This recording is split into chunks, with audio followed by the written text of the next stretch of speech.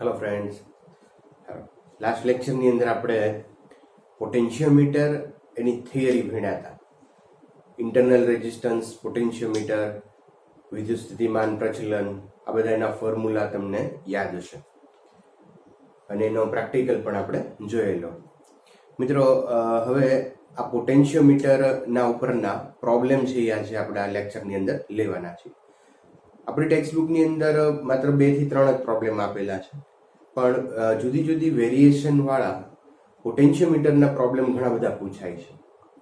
તો એવા વેરિએશન વાળા કે જે કોમ્પિટિટિવ એક્ઝામ માટે આપણને ઉપયોગી હોય એવા થોડાક પ્રોબ્લેમ્સ છે એ આજના લેક્ચરમાં આપણે લઈશું.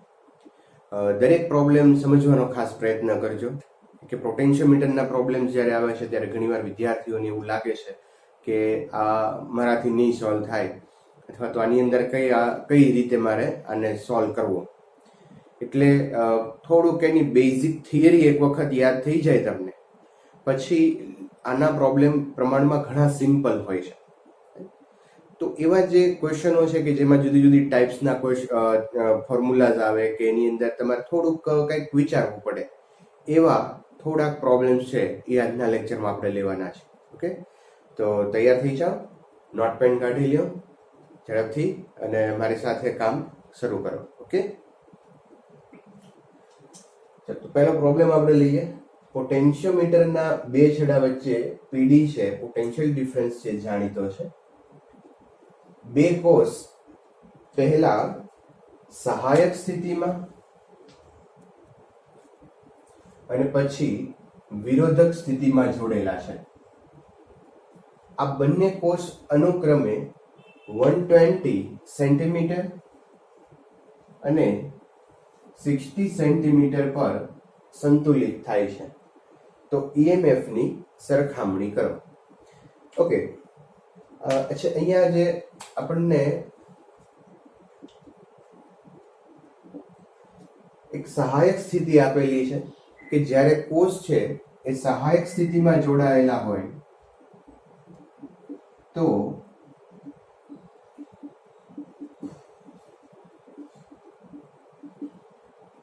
એના કોષના EMF નો સરવાળો થાય, E1 પ્લસ E2. બીજું છે વિરોધક સ્થિતિમાં જોડાયેલા છે, તો વિરોધક સ્થિતિ હોય મિત્રો E1 માઇનસ E2, તો એના કોષના EMF ની બાદબાકી થાય. ઓકે, હવે આ બંને કોષો જ્યારે જોડે ત્યારે જે નલ પોઈન્ટ, તટસ્થ બિંદુ છે એ 120 અને 60 સેન્ટીમીટર ઉપર સંતુલિત થાય છે. બરાબર છે?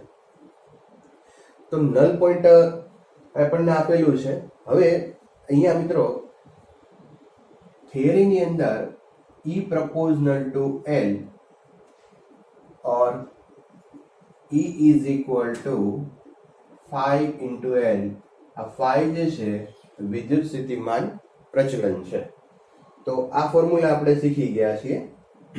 હવે અહીંયા જે EMF છે એ લંબાઈના સમપ્રમાણમાં છે. તો કોષ સહાયક સ્થિતિમાં હોય ત્યારે આમ લખી શકાય E1 plus E2 is equal to or phi into L1 or E1 minus E2 is equal to phi into L2.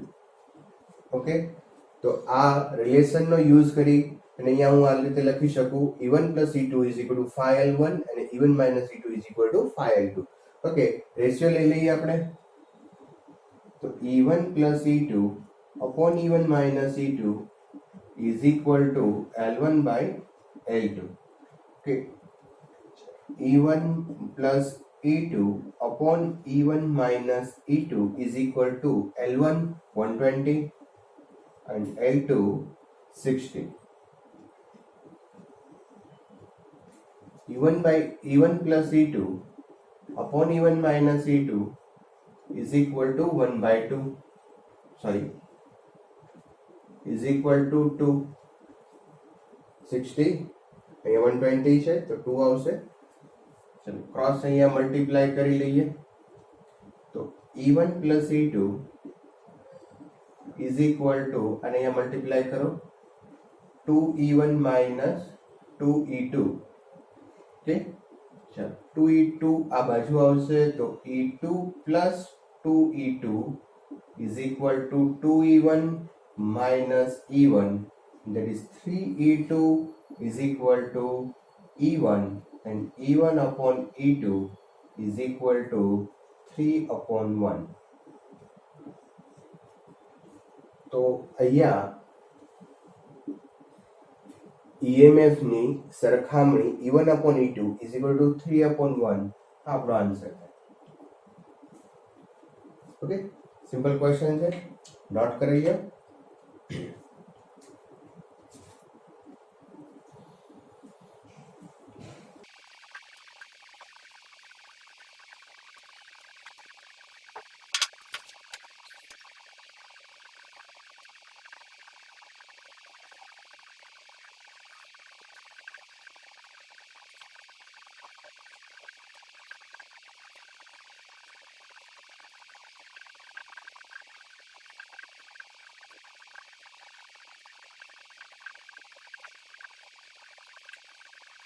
મિત્રો અહીંયા આ રીતનો એક પરિપથ આપેલો છે.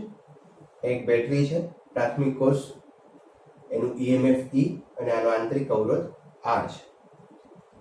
આ AB તાર પોટેન્શિયોમીટરનો તાર છે જેની લંબાઈ L છે, અને આ તાર જે છે એનો અવરોધ 9R છે. AB તારનો અવરોધ 9R છે. લંબાઈ એ જે કેટલી રાખીએ તો G માં આવર્તન 0 થાય. તો આ જે લંબાઈ છે એ જે એ કેટલી રાખવી જોઈએ કે જેથી કરીને આની અંદર આવર્તન છે એ 0 થાય. ઓકે, આનું સોલ્યુશન આપણે અહીંયા વિચારીએ.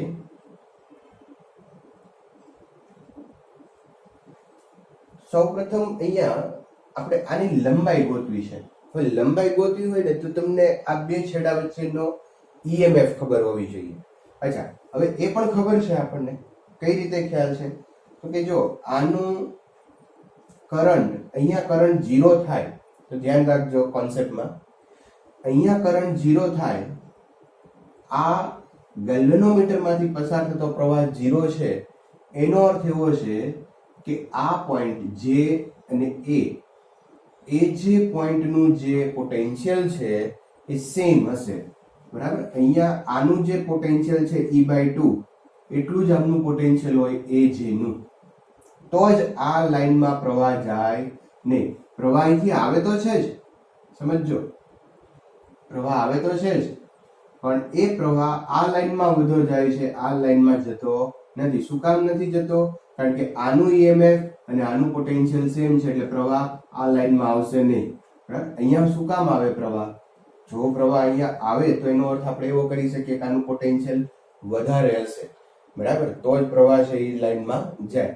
પણ જો આ લાઈનમાં પ્રવાહ ન જાય તો એનો અર્થ આપણે એવો કરી શકીએ કે આનું જે પોટેન્શિયલ E/2 છે એટલું જ આનું પોટેન્શિયલ હોવું જોઈએ. તો આ પહેલી વસ્તુ મગજમાં રાખજો. બરાબર, કે અહીંયા AJ નું પોટેન્શિયલ છે એ કેટલું હશે? E/2 જેટલું. બરાબર, હવે મિત્રો એક બીજું કામ આપણે અહીંયા એ કરીએ કે આ આપણી પાસે એક ફોર્મ્યુલા આવી છે, E is equal to phi into L. બરાબર, E એટલે અહીંયા હું E/2 લખી લઉં. Okay, E/2. પણ હવે મારે આ phi ફાઇન્ડ કરવો પડશે. બરાબર, કે આ phi છે એ વિદ્યુત સ્થિતિમાન પ્રચલન છે. તો વિદ્યુત સ્થિતિમાન પ્રચલન પહેલા આપણે મેળવવું પડે. બરાબર, કારણ કે તો જ આપણે આ લંબાઈ મેળવી શકીએ. વિદ્યુત સ્થિતિમાન પ્રચલન કેવી રીતે મેળવીએ છીએ? જો અહીંયા આ ઇક્વેશન નંબર આને અથવા તો આને અત્યારે દૂર કરી દઈએ, પછી આનો ઉપયોગ કરશું. પણ સૌપ્રથમ હું અહીંયા વિદ્યુત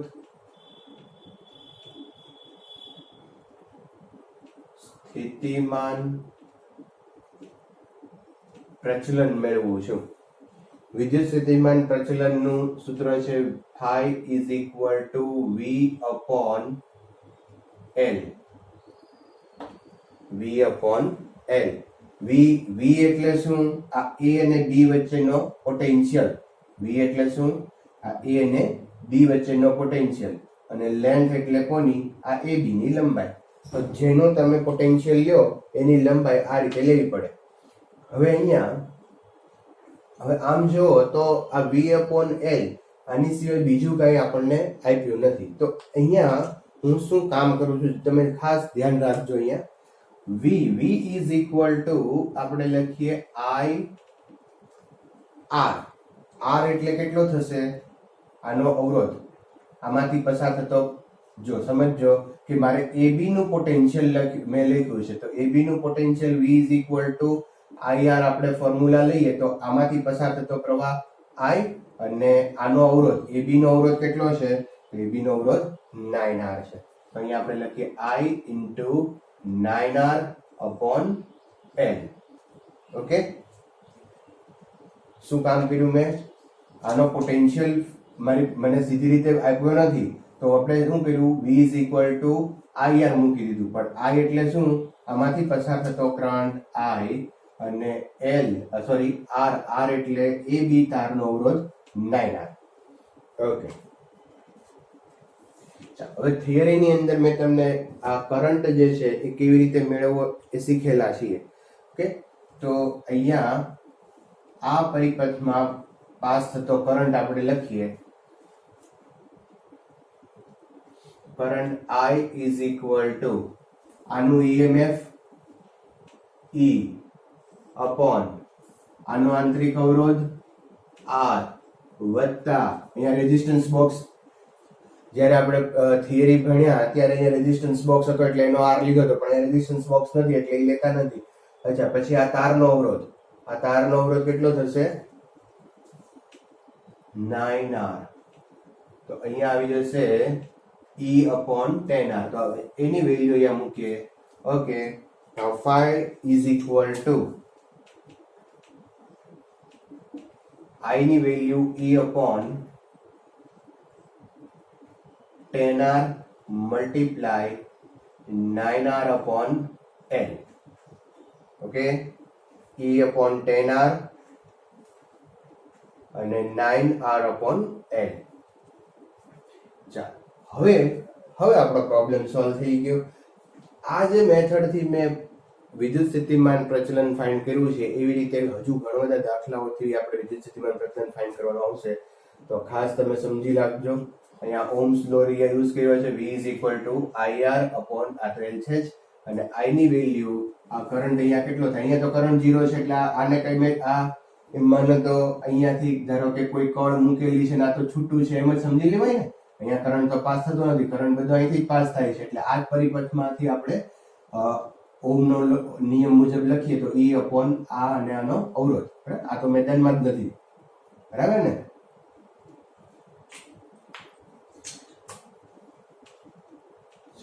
ઓકે, તો વિદ્યુત સ્થિતિમાન પ્રચલન પોટેન્શિયલ ગ્રેડિયન્ટ આપણને મળી ગયું. હવે બીજું કામ આપણે કરીએ. E is equal to phi L મુજબ AJ ની લંબાઈ. E ની વેલ્યુ આવશે અહીંયા E/2. phi વેલ્યુ આવશે E upon 10 9 upon L. બરાબર ને? E ની E/2, phi ની વેલ્યુ આ RR કેન્સલ થઈ જશે તો E/10 9 upon L અને ઇન્ટુ સ્મોલ l જે આપણે ફાઇન્ડ કરવાનો છે. ઓકે, આ E કેન્સલ, અહીંયા આવી જશે phi તો આ phi upon 9 અહીંયા આવશે phi upon phi L upon 9 is equal to small l. Okay, તો મિત્રો અહીંયા આની લેન્થ આવી ગઈ, AJ ની લેન્થ આવી ગઈ L is equal to 5/9 L. Okay, તો નોટ કરી લ્યો. નેક્સ્ટ પ્રોબ્લેમ આપણે લઈએ. અહીંયા પ્રાથમિક પરિપથની અંદર આપણને 5 વોલ્ટની બેટરી આપી છે અને એનો આંતરિક અવરોધ 0.5 છે. આ AB તાર પોટેન્શિયોમીટરનો તાર છે અને એની લંબાઈ છે એ 3 મીટર આપેલી છે.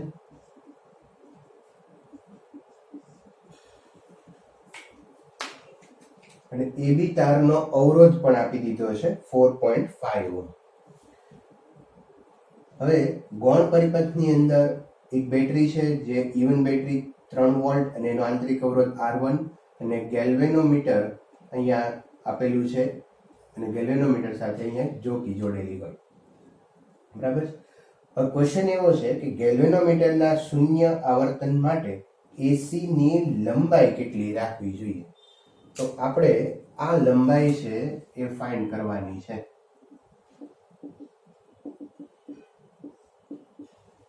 તો સેમ મેનર વિડિયો પોઝ કરો અને ટ્રાય કરો. જે લાસ્ટ પ્રોબ્લેમ આપણે શીખ્યા હતા એ જ મેથડ થી આ કરવાનો છે. બરાબર, ઝડપથી ટ્રાય કરો. ઓકે, તો સેમ મેનર શું છે કે E proportional to phi is equal to phi into LAC. અહીંયા મિત્રો આનું જે EMF છે, જો અહીંયા I is equal to 0 હોય, આમાં કરંટ ફ્લો ન થતો હોય, તો આનું જે EMF છે એટલું EMF આનું થવું જોઈએ. એટલે આપણો આ રિલેશન છે E is equal to phi LAC. બરાબર. તો હવે આ phi છે એ ફાઇન્ડ કરીએ આપણે. phi is equal to V upon L. phi is equal to વિદ્યુત સ્થિતિમાન પ્રચલન એટલે તો વિદ્યુત સ્થિતિમાન પ્રચલન V upon L. V is equal to IR upon L. ચાલો I એટલે આ પરિપથમાંથી પાસ થતો પ્રવાહ લઈએ તો આ પરિપથમાં કેટલો પ્રવાહ પસાર થાય ઓહમના નિયમ મુજબ? E upon small r plus આ એબી તારનો અવરોધ છે કેપિટલ R, તો કેપિટલ R. ઓકે, તો I is equal to E upon R plus R આવશે. કેપિટલ R એમને L એમને. ઓકે, ચાલો EMF આપણને આપેલું છે phi મલ્ટીપ્લાય R ની વેલ્યુ, સોરી R એટલે આ એબી તારનો અવરોધ, તો એબી તારનો અવરોધ કેટલો છે? 4.5 upon 0.5 plus 4.5 multiply L that is 3 is equal to 5. चलो અહીંયા આપણે છેદ ઉડાડીએ તો 1.5 7.5 upon 5 is equal to 5. તો 5 is equal to આવી ગયું 7.5 upon 5. એ વેલ્યુ અહીંયા મૂકી દઈએ. ચાલો ઇવન બેટરીનું EMF આપણને આપેલું છે 3 વોલ્ટ, તો અહીંયા લઈએ 3 વોલ્ટ. 5 ની વેલ્યુ છે 7.5 divide by 5 is equal to LAC. ચાલો અહીંયા 5 multiply 3 upon 7.5 is equal to LAC. 5 3 15, એટલે LAC is equal to 2 metre. Okay, તો મિત્રો અહીંયા આ વસ્તુ તમારા મગજમાં હોવી જોઈએ. સિદ્ધાંત છે બરાબર ને, કે જ્યારે કરંટ 0 થશે ત્યારે આનું EMF છે એ આની લંબાઈના સમપ્રમાણમાં હોય. આનું EMF છે એ આની લંબાઈના સમપ્રમાણમાં હોય એવો આપણે સિદ્ધાંત પોટેન્શિયોમીટરમાં શીખી ગયા છે. તો E1 is equal to phi LAC અને phi ની વેલ્યુ ફાઇન્ડ કરવા માટે V is equal to, V એટલે કયો લેવાનો છે? અહીંયા હું લખી દઉં VAB LAB. બરાબર, V એટલે આ AB તારનું પોટેન્શિયલ અને છેદમાં AB તારની લંબાઈ. પણ AB તારનું પોટેન્શિયલ આપણને આપ્યું નથી એટલે આપણે V ની જગ્યાએ લખ્યું IR. I એટલે આમાંથી પાસ થતો કરંટ અને R એટલે AB તારનો અવરોધ. ઓકે, તો AB નો અવરોધ આપણને આપેલો છે. અહીંયા પણ તમે લખવું હોય તો લખી શકો AB નો અવરોધ, આ AB નો અવરોધ. ઓકે, તો I ની વેલ્યુ આપણે I પાછો અહીંયા ફાઇન્ડ કર્યો કારણ કે I નથી આપ્યો. તો I ફાઇન્ડ કરવા માટે શું કર્યું મેં કામ કે EMF ના છેદમાં R વત્તા R. અચ્છા, આ R કેમ નો લીધો? નો જ લેવાય ને, કારણ કે અહીંયા તો કરંટ પાસ જ નથી થતો એટલે આ સર્કિટની કોઈ ઇફેક્ટ અહીંયા આવશે નહીં. ઓકે, ચાલો નોટ કરી લ્યો. નેક્સ્ટ પ્રોબ્લેમ જોઈએ. પોટેન્શિયોમીટર તારની લંબાઈ L છે. EMF E ધરાવતા એક તારથી L/3 અંતરે સંતુલનમાં છે. એટલે અહીંયા આનું EMF E છે અને આ L/3 અંતરે સંતુલનમાં છે. સંતુલનમાં છે એનો અર્થ એવો થાય મિત્રો કે I is equal to 0. Okay, જો તારની લંબાઈ L/2 વધારવામાં આવે, અત્યારે L છે, પછી આની અંદર આપણે L/2 જેટલો વધારો કરશું, તો કયા અંતરે આ જ કોષ સંતુલિત થાય? તો નવી જે લેન્થ છે I = 0 થાય, નવી લેન્થ આપણને ફાઇન્ડ કરવાની કીધી છે. ઓકે, તો મિત્રો અહીંયા તમે તારની લંબાઈમાં જો વધારો કરો, તમે કોન્સેપ્ટ પકડજો. તો કોન્સેપ્ટ શું કહે છે કે જો તારની લંબાઈમાં વધારો કરવામાં આવે તો પોટેન્શિયલ ગ્રેડિયન્ટ છે એમાં ચેન્જ થશે, એટલે વિદ્યુત સ્થિતિમાન પ્રચલન બદલાઈ જશે. EMF છે એમાં કોઈ ચેન્જ નહીં થાય. તો લેન્થ જે તમે ચેન્જ કરશો તો પોટેન્શિયલ ગ્રેડિયન્ટ છે એમાં બદલાઈ જશે. તો પોટેન્શિયલ ગ્રેડિયન્ટ ઉપરથી આપણે ફાઇન્ડ કરીએ. તો પહેલા કેસની અંદર ફર્સ્ટ કેસ શું કહે છે આપણો કે લંબાઈ L છે, EMF E છે અને L/3 અંતરે સંતુલનમાં છે. તો આપણા ડેફિનેશન મુજબ E = 5 × L/3. ઓકે, EMF, આનું EMF, આની લંબાઈ અને આ જે તાર છે એનો પોટેન્શિયલ ગ્રેડિયન્ટ. તો પોટેન્શિયલ ગ્રેડિયન્ટ કેટલો છે? V/L. આની તારની લંબાઈ, ટોટલ લંબાઈ છે સ્મોલ l, તો અહીંયા લઈ લેશું આપણે સ્મોલ l મલ્ટીપ્લાય L/3. આ EMF આવી ગયું ફર્સ્ટ કેસની અંદર. ઓકે, now સેકન્ડ કેસ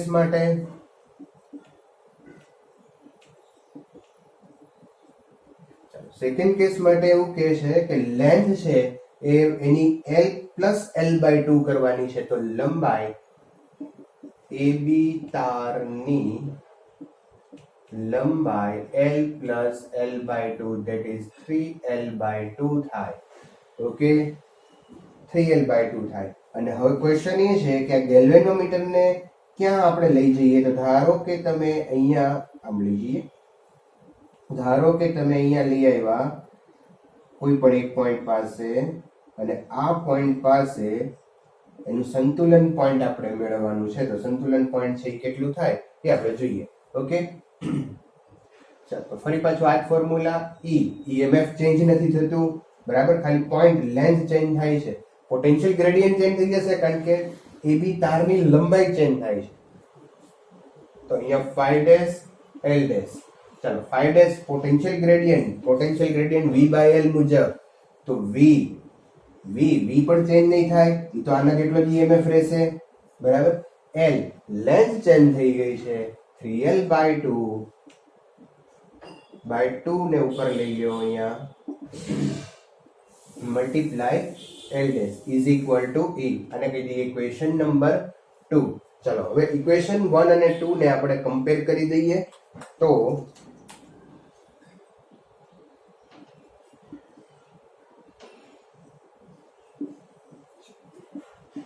સમીકરણ 1 બરાબર 2, સમીકરણ V/L is equal into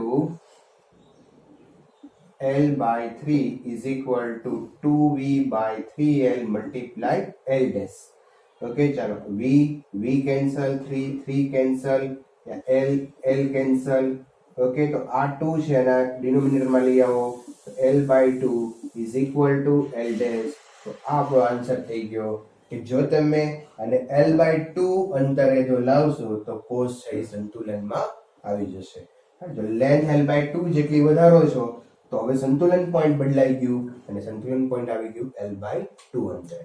okay, તો મિત્રો તમે કન્સેપ્ટની અંદર જોજો, તમારો કન્સેપ્ટ આની અંદર એ હતો કે જો લેન્થ તમે વધારી દો પોટેન્શિયોમીટરની તો પોટેન્શિયલ ગ્રેડિયન્ટ છે એ ચેન્જ થઈ જાય, જે આપણે થિયરીમાં બહુ સારી રીતે ભણેલા છીએ. ઓકે, તો નોટ કરી લ્યો. નેક્સ્ટ પ્રોબ્લેમ આપણે લઈએ. અહીંયા એક પોટેન્શિયોમીટર આપેલો છે. પ્રાથમિક કોષની અંદર EMF 2 વોલ્ટની બેટરી જોડેલી છે, 15 ઓહ્મનો રેઝિસ્ટન્સ છે. AB તાર છે પોટેન્શિયોમીટરનો તાર. AB તારની લંબાઈ 1 મીટર અને એનો અવરોધ 10 ઓહ્મ છે. સેકન્ડરી જે સર્કિટ છે એની અંદર બેટરી, રેઝિસ્ટન્સ, બીજો એક રેઝિસ્ટન્સ, ગેલ્વેનોમીટર, આટલી વસ્તુ આપણને આપેલી છે.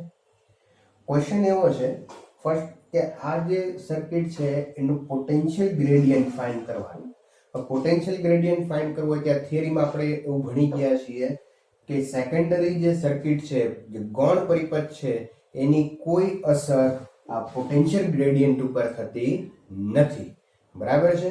તો પહેલા પોટેન્શિયલ ગ્રેડિયન્ટ આપણે ફાઇન્ડ કરીએ. તો આપણું ફોર્મ્યુલા છે પોટેન્શિયલ ગ્રેડિયન્ટ માટે phi is equal to v by L. v એટલે કોનો પોટેન્શિયલ લેશું? આ AB તારનો, અને લંબાઈ પણ AB તારની. ઓકે, ચાલો ઓહ્મ્સ લો લઈએ આપણે. v is equal to IR, કારણ કે આનું પોટેન્શિયલ આપ્યો નથી. સીધી રીતે જો આપી દીધો હોત તો કોઈ પ્રોબ્લેમ નહોતો. બરાબર, તો v is equal to IR, આ R કોનો લેવાનો? AB તારનો upon LAB. ચાલો I એટલે હવે આ પરિપથમાં કેટલો કરંટ ફ્લો થાય છે એ આપણે મેળવવો છે. તો I is equal to E1 upon, અને આપણે કહી દઈએ સ્મોલ r, તો સ્મોલ r પ્લસ AB તારનો અવરોધ, એને લઈ લો તમે RAB into RAB upon LAB. Okay, E I ની વેલ્યુ છે E upon R, I ની વેલ્યુ છે E upon R, Ohm's law. RAB as it is, LAB as it is. Okay, હર વખતે કરીએ છીએ એવું જ કર્યું છે અમે, કઈ કોઈ ચેન્જ નથી આમ.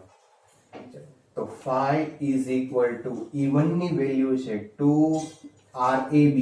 RAB નો રેઝિસ્ટન્સ આપણને આપ્યો છે 10 upon સ્મોલ r એટલે કે 15 પ્લસ RAB. RAB નો રેઝિસ્ટન્સ છે 10 multiply 1 is equal to 20 divided by 25 or 4 upon 5 or 0.8 volt per meter. તો પોટેન્શિયલ ગ્રેડિયન્ટ આવી ગયું 0.8 વોલ્ટ પર મીટર.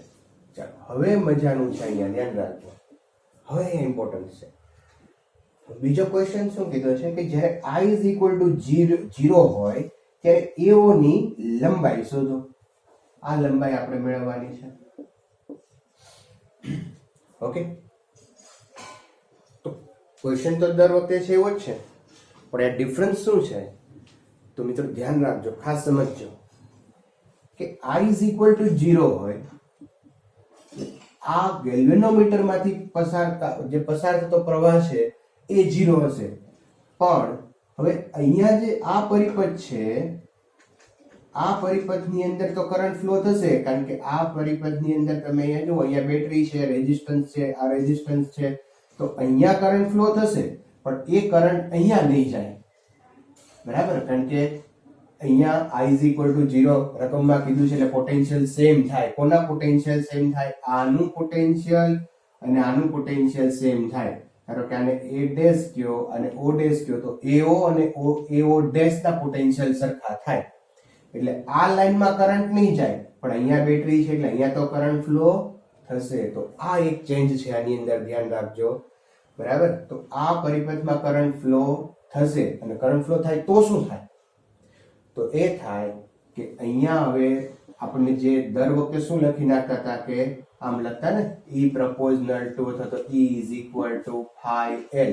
તો આ EMF આ 1.5 લઈ લેતા, અને લેન્થ છે એ આપણે મેળવવાની હોય એ લઈ લઈએ, અને ગ્રેડિયન્ટ તો આપણે ગોઈતો જ છે.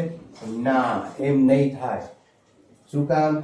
કારણ કે હવે આ સર્કિટમાં કરંટ ફ્લો થાય છે, તો હવે તમને આ બે છેડા વચ્ચે EMF નહીં પણ ટર્મિનલ વોલ્ટેજ મળે. કારણ કે થોડોક વોલ્ટેજ અહીંયા ડ્રોપ થઈ જશે, એટલે આ બે છેડા વચ્ચે એ વોલ્ટેજ કંઈક ઓછો હશે, 1.5 નહીં હોય. બરાબર, તો એ પણ આપણે ફાઇન્ડ કરવો પડશે કેટલો છે.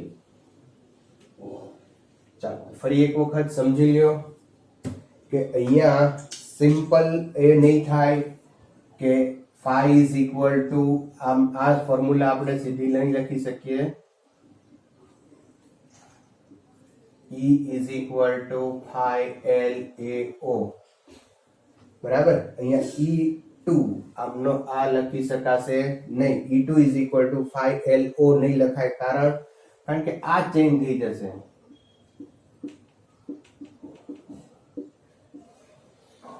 બરાબર, તો E2 ની જગ્યાએ આપણે અહીંયા લખવું પડશે ટર્મિનલ વોલ્ટેજ લેવા પડશે. એટલે હું અહીંયા લખી નાખું V AO. AO ની વચ્ચે કેટલા વોલ્ટેજ છે એ આપણે પહેલા ફાઇન્ડ કરવા પડશે. તો આપણે મેળવી લઈએ આ પરિપથમાં કેટલો પ્રવાહ પસાર થાય. તો પહેલા જોઈએ AO ડેશ પરિપથમાં પસાર થતો પ્રવાહ I is equal to E2 upon 1.2 plus 0.3. E2 ની વેલ્યુ છે 1.5. 1.5 upon 1.5 that is 1 ampere. તો કરંટ આવી ગયો 1 એમ્પિયર. 1 એમ્પિયર કરંટ આવી ગયો તો આ બે છેડા વચ્ચે કેટલો વિદ્યુત સ્થિતિમાનનો તફાવત હોય? તો V is equal to I R મુજબ I છે 1 અને અવરોધ કેટલો લેશો? 0.3. તો પોટેન્શિયલ આવી જશે 0.3 વોલ્ટ. અથવા તમે અહીંયા ઓલું આ ફોર્મ્યુલા પણ યુઝ કરી શકો, V is equal to E minus IR. તો આ બે છેડા વચ્ચેનો ટર્મિનલ વોલ્ટેજ મળે. E કેટલું છે? 1.5. I લઈ આવ્યા 1 અને આનો રેઝિસ્ટન્સ આવશે 1.2. તો 1.5 minus 1.2 કરશો એટલે 0.3 જ આવશે. બરાબર, તો બે રીતે આના બેના છેડા અને આ બે છેડા તો સરખા જ હોય ને પોટેન્શિયલ. તો કેટલો પોટેન્શિયલ આવ્યો અહીંયા? 0.3. તો હવે આપણે અહીંયા શું લેવું પડશે મિત્રો? 0.3 is equal to 5 લઈ આવ્યા છીએ 0.8 LAO. હવે LAO is equal to 0.3 divided by 0.8 LAO is equal to, આનો તમે હિસાબ કરશો એટલે લગભગ 0.375 આસપાસ, વોટેવર જે કાંઈ ફિગર હોય તમે કેલ્ક્યુલેશન થી કરી શકો. તો મિત્રો અહીંયા આ વસ્તુનું ધ્યાન રાખજો કે સેકન્ડ જે સર્કિટ આવી છે તો અહીંયા કરંટ ફ્લો થશે. કરંટ ફ્લો થશે એટલે આ બે ટર્મિનલ વચ્ચેના વોલ્ટ EMF જે છે તો ટર્મિનલ વોલ્ટેજ છે એ 1.5 હવે લખી શકાય નહીં. બરાબર, તો આ બે વચ્ચે કેટલા પોટેન્શિયલ આવશે? 0.3 વોલ્ટ જ આવ્યા. ઓકે, તો ધ્યાન રાખજો, નોટ કરી લ્યો. લઈએ આપણે એક અહીંયા ગ્રાફ આપેલો છે V વર્સિસ L નો.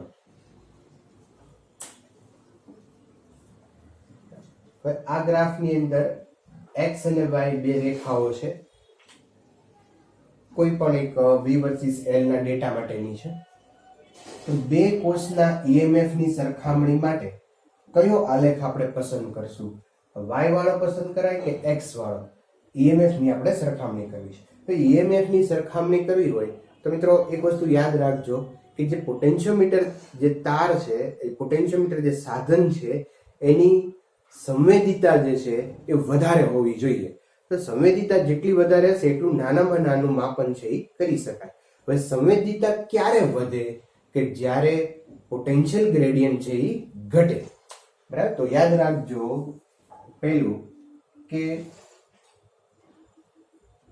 પોટેન્શિયોમીટર, અહીંયા આલેખ લખીએ આપણે. આલેખ એવો પસંદ કરીએ